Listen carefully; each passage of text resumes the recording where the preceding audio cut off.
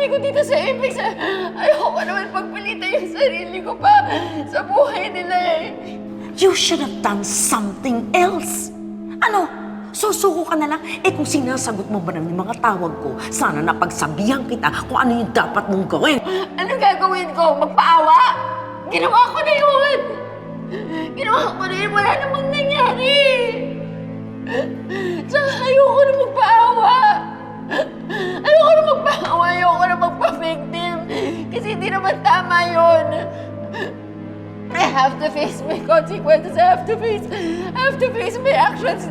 Kahit na wala na ako sa buhay niya, kung ayaw niya akong maging anak. Hindi mo ba man lang naisip ang Apex? Wala na akong pakialam sa Apex. Ito na naman ba? I'm a doctor. Nag-aral ako, so I don't care. Kaya ko mabuhay kahit hindi ako tanyag.